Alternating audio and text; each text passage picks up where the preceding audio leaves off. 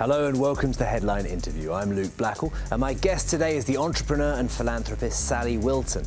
Having founded and later sold Etc. Venues, a company which provided training and conference facilities, Sally now runs the Lexi Cinema in northwest London, which gives all its profits to an eco-village in South Africa and now has a roaming arm called the Nomad Cinema. Sally, I want to talk about that in due course, but I want to turn first to your early life, and you were brought up in Nigeria. Tell me, why were you there and how was that? My father was working for the government in northern Nigeria as an economist, and it was fantastic, an idyllic childhood. I spent most of my time outside, riding around on my bicycle, hanging out with friends, going to school occasionally. It was heaven. But you were taken away from that, Northern Ireland, to boarding school, where you were expelled after just a year. You don't strike me as the rebellious type necessarily. Tell me, why were you expelled? Disruptive behaviour. I mean, at 8 years old, I actually can't remember what I could possibly have done to be so disruptive that I needed to be expelled, but I was. And then I went to live with my grandparents. But your early experience in Nigeria, did that foster in you a love of Africa, which is carried on? Very, very definitely. And I've been fortunate enough in my life to travel to sort of West Africa, East Africa and Southern Africa. And it's just a continent that speaks to me. Now, when I was reading about your early life, I understood that when you first came to London, before you became the business success, you lived in a squat in Brixton. Tell me about that experience. Well, when I came to London, I literally knew nobody, and I needed somewhere to stay, and I met somebody through somebody else, and ended up staying in a squat. And I guess the kindness of strangers, really. Somebody took me in. A friend of mine came along, and he gave me £30 to live. He repaired my roof. He put some glass in the windows. He helped us plumb in some hot water, and that was my start. And I was unemployed. I was unemployed for overqualified and unemployed, and it was, with the benefit of hindsight, it was a good experience because it was very humbling. I couldn't find work. I applied for about 300 jobs, was told I was overqualified, and I thought I was never going to get a job. And then I got a break, and I started doing work with worker co-ops. Just returning to the overqualified bit, why were you overqualified? Because my background was in fish farming, and I had done my first degree in biology and zoology, and my second degree in aquaculture and fish farming, and that was my first job really, and my first love, so growing fish. 300 job interviews. Is that, now we hear of stories of young people struggling to get their foot in the door, fewer jobs going around. What experience did that give you? What could you impart wisdom-wise to young people going for jobs today? I think you just have to stick with it, and rejection's not personal. Try and get your foot in the door, and if you can get your foot in the door, persuade people to give you an interview and a second chance. And where did that foot in the door take you?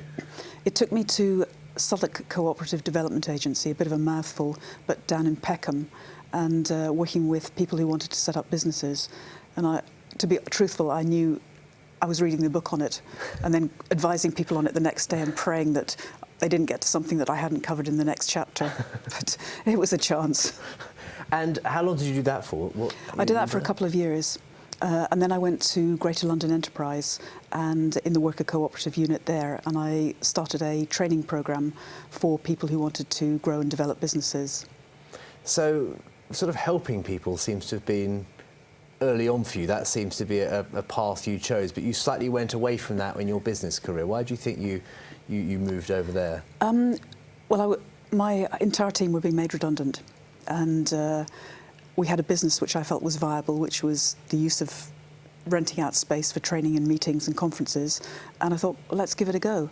And so I took a gamble, put all the money that I had saved and my partner had saved into this venture, and we took off, and it worked. I understand your early days, you were so stretched you had to bring your 6-month-old baby into work with you and push a tea trolley around. Tell us about those early days. Well, we had a fantastic nanny, and on this day she wasn't able to make it because she was ill, and we had clients in, and there was nothing I could do. So I had to bring my son in, and Josh was, as you say, 6 months, and so I put him on the bottom of the tea trolley, and I put the tea and some coffees on the top, and I was wheeling him along, and he was trying to get off the trolley because he was quite an active little boy. And it was absolutely hell. And then the doors open, and the clients come in, and I'm whisking him off and out of the way, and then other people had come in and sort of parking with various people. And one of the senior managers in another business came in and saw I was struggling, and so he said, shall I take him? And I went to pick him up a couple of hours later, and James was crawling around on the floor with my son following behind. It was incredible, but just one of those things. So you got the kids involved in the business early? I did, yes, yes. Now, you eventually sold etc. Venues for a very large sum of money, life-changing amounts, many would say. Did it change your life? Yes, it changed my life because then I had real choice. I could choose what I wanted to do, and what I wanted to do was to try and carry on making a difference. With etc. Venues, it had an employee share ownership scheme, so everybody had shares in the business, so everybody benefited when we sold. And I had always had a fancy to open a cinema. When I was first interviewed about etc. Venues, they said, what would you do if you sold? And I said, oh, I'll never sell. But if I did sell, I'd like to run a cinema. And so it's always been a dream. And I think cinemas, I always think of them as magical picture palaces where you can go and escape from the rest of the world. And I love the idea. And I thought, oh, I fancy doing that. And so I had the choice to do that. And I wanted to do it in a different way from many cinemas. I wanted it to be a community involvement project. I wanted it to be a social enterprise. And I wanted to covenant the profits to charity. Where did your love of cinema begin? Where did that start for you? Well, the first cinema experience I can remember was in Nigeria, where somebody put a sheet up on a clothesline and they projected The Wizard of Oz onto it, and it was just like so exciting and thrilling. Never seen anything like it before. It was fantastic. And then I remember there was, this really ages me, Lonnie Donegan singing Jump Down, Turn Around, Pick a Bale of Cotton. So it was that sort of early 60s. It was just thrilling. And you think that cinema still has the same transformative power now? Absolutely, absolutely. I think cinema is completely magical, and I think the fact that cinema has survived, everybody's saying, oh, people will only watch things on television, or new mediums come along, box sets, Netflix, fantastic access to pretty much anything you could ever wish for, but people still choose to go to the cinema to see something on a big screen with fantastic sound in the company of others. It's quite funny because people sell their companies, they make a bit of money, sometimes they donate money to the arts, but it's rare that someone in the position will actually get their hands dirty like that. Usually the sort of things that are spent on fast cars, nice houses. You chose not to go down that route. Yes, I mean, I was the joke of my director team because people rushed off and they bought Porsches, they bought Mercedes, and I bought a VW Fox. It just didn't interest me. I wanted to carry on doing something interesting and pushing. I mean, and I like the analogy of water, where if you dam it up, it just evaporates. But if you let it flow, amazing things can grow.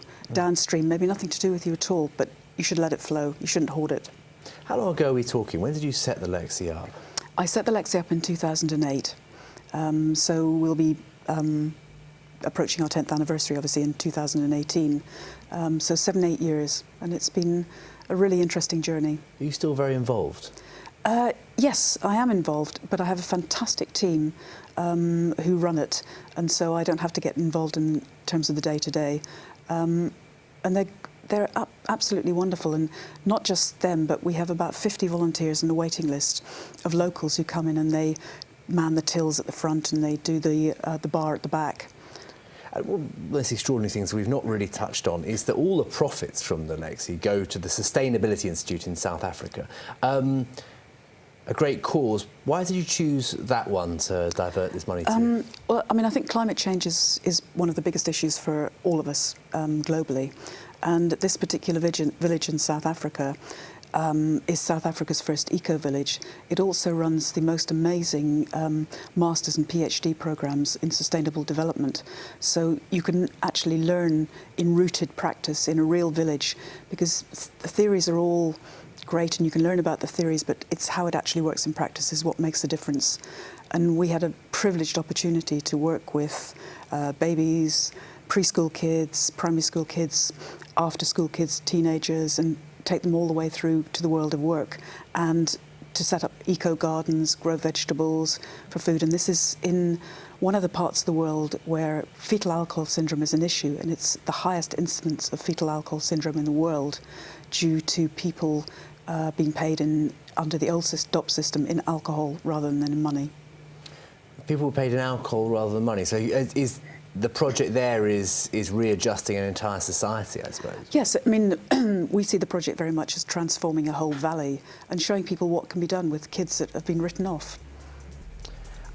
Sally Wilton, very, very interesting. I want to carry on talking more about the work that the Lexi does and more about the Nomad Cinema too in just a couple of minutes. We're going to take a very quick break now, but do stay with us. We'll be back in a few minutes with more from the headline interview with Sally Wilton.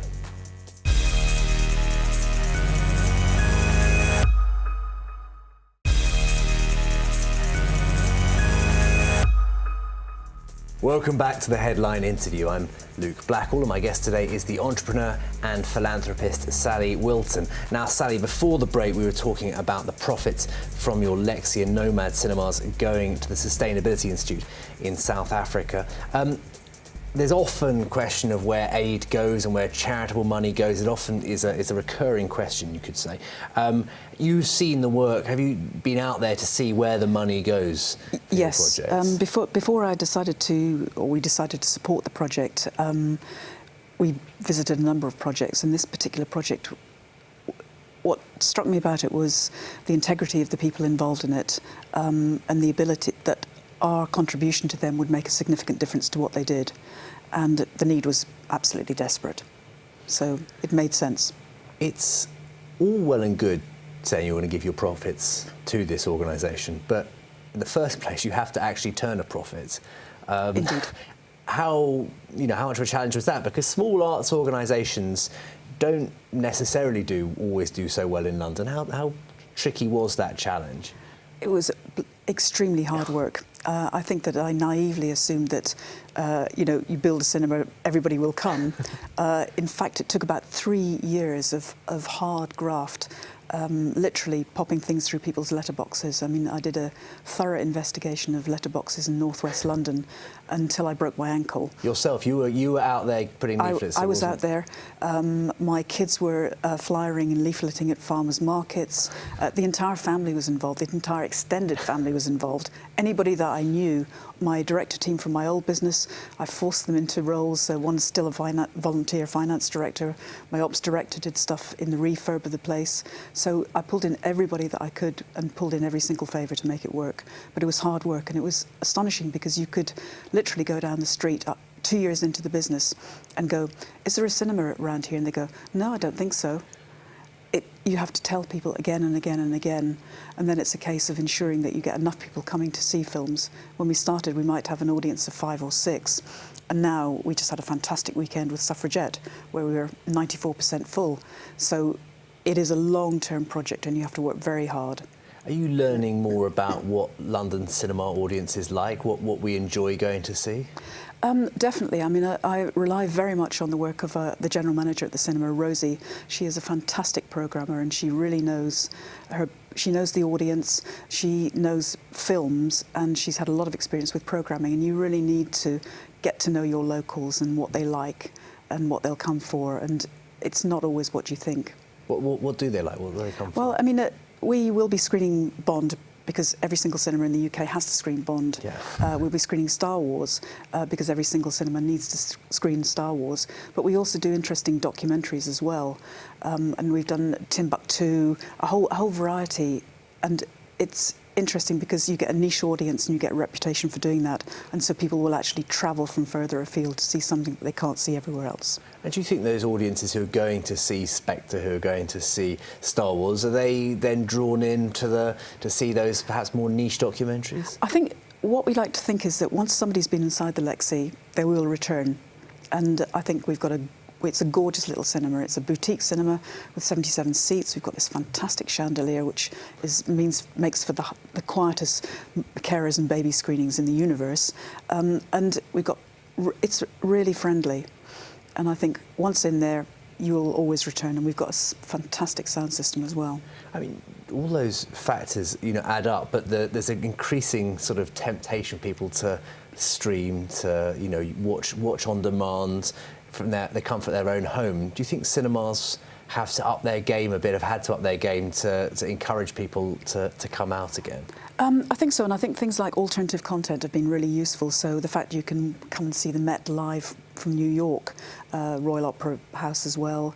The National Theatre has been fantastic. That's really brought in a whole new audience to cinemas. So alternative content, imaginative programming at different times of the day, making best use of your facilities so that it works for you 24/7 is really a key to commercial sustainability. But is there a long-term commercial sustainability? Will cinemas always survive, or do you think there's this new generation of kids coming through who don't perhaps have it in their blood as other generations did? Will they survive long-term, do you think? I really think they will. And I think that with parents bringing their babies along to babies and carers screenings, you're going to have fond memories, earliest childhood memories of going to the cinema. And it's still something that's really nice to do with your kids. And I think we see a very different kind of cinema experience with The Nomad. And that's very much one where you see a film that you might have seen dozens of times before, but you watch it in the company of friends in really quirky and different places. I want to come back to that in just a second. I want to ask, what are the biggest pressures and difficulties of running a cinema in London? The fact that it's 364 days of the year, and your doors open at 10 in the morning and you close at 11 or 12 at night, so incredibly long hours. You have to constantly, in our case, juggle with volunteers to make sure that you're going to have two people on staff for the night's show, and so those are the complexities really. Do you think there's scope for other people in a position like you, with some money, to open other arts organisations like this on a philanthropic basis? Definitely, yes. I mean, I think personally, I think every community would benefit from a Lexi. Good to see more of them. Now, you mentioned the Nomad Cinema. That spawned in 2011, I believe, from the Lexi. What was the thinking behind that? And tell people who don't know what it is. Well, the Nomad is the roaming pop-up cinema arm of the Lexi. So we decided that we probably couldn't afford to open lots of other Lexis. So we thought, right, let's take the good practice from the Lexi out into the whole of London. And so we work in royal parks, English heritage sites, Corporation of London sites, Brompton Cemetery is one of our quirkier venues. So all over the place in the summer, and then we also do increasingly things in the autumn. So we've got Halloween screenings coming up.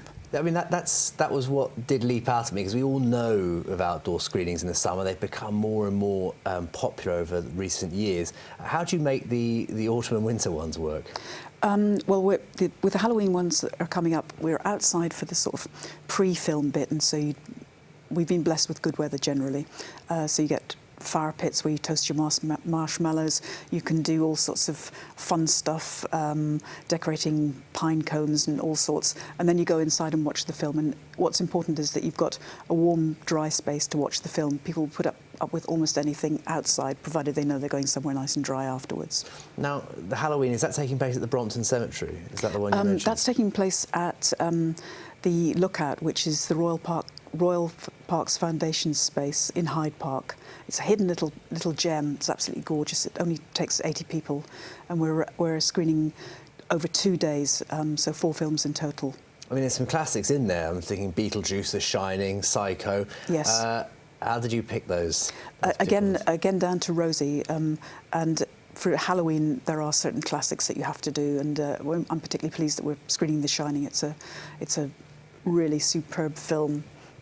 It's a classic way of doing it, I suppose, rather than going for the real blood and guts and torture, motives of some recent horror films. You're preferring the classics there. Yes, I think and I think it fits better with the space that we're screening in as well.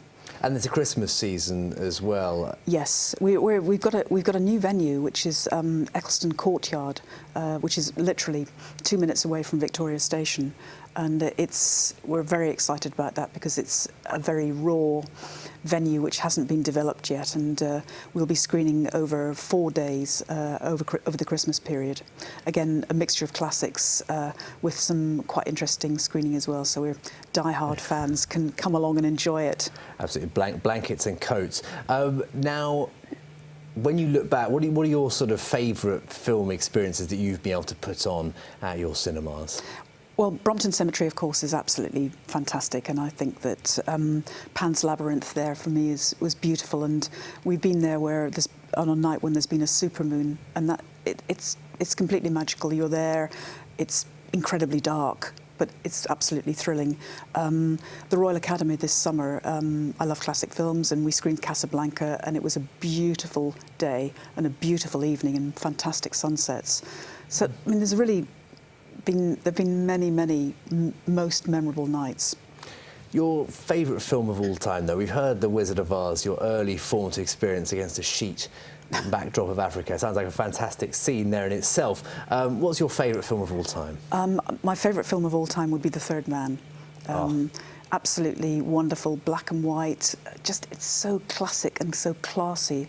And Orson Welles is, in my opinion, an absolute genius. I wouldn't disagree with you. Definitely in my top 5 too. Now, what for the future? You've already been growing and doing interesting things. You've got plans to grow in different directions. Anything else to look forward to? I think that what we're hoping to do is to turn the Nomad into a 12-month or a year-round screening experience and build on what we do in the summer, so that we go to more interesting places, but some indoor places, and we've got some interesting places in mind for sort of southeast London, but they're under wraps at the moment. We do look forward to hearing more about them when you can tell us. Sally Wilton, thank you very much.